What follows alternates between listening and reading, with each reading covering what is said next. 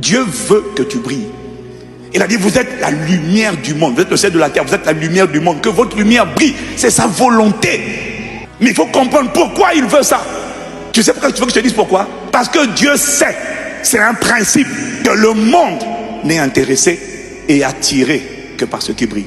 Si on éteint la lumière ici, si on éteint blackout, on éteint tout, dans un monde de ténèbres, si on éteint tout le monde, et qu'on allume juste un téléphone, même si c'est une petite lumière, tout le monde va regarder là où la lumière a été allumée. Pourquoi?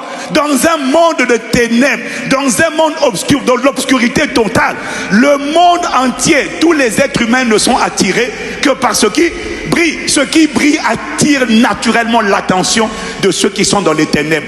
Matthieu chapitre 4, il dit, ce peuple assis dans les ténèbres a vu une grande lumière se lever. Lorsque le monde est dans les ténèbres, et c'est le cas, le monde n'est intéressé que par ce qui brille. Ce qui ne brille pas n'attire pas. Et Satan l'a compris. Dieu le sait. Satan l'a compris. Voilà pourquoi je suis venu te parler de la guerre des étoiles. Quand on parle de la guerre des étoiles, on est en train de parler de la guerre des lumières. Le mot étoile, c'est le même mot que lumière.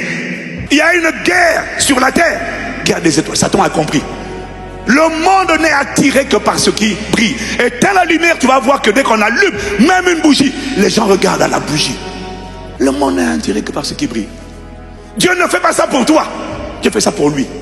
Parce qu'il sait que briller est une puissante manière d'attirer l'attention.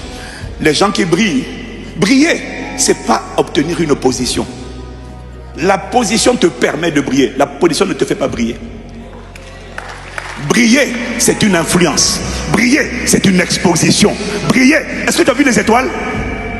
Briller, c'est être élevé. Mais pas, c'est pas une position, c'est une influence. Parce qu'il y a des gens qui n'ont pas de position. Il y a des gens qui sont simples pasteurs, mais leur lumière brille au-delà de la francophonie. Briller, c'est pas être patron, être chef. Non, briller, c'est être influent.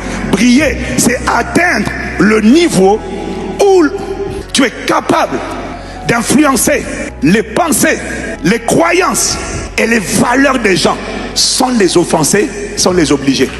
Tu brilles lorsque les gens sont capables de regarder à ta vie, de regarder à toi et puis de dire, à cause de ce que tu dégages, tu brilles.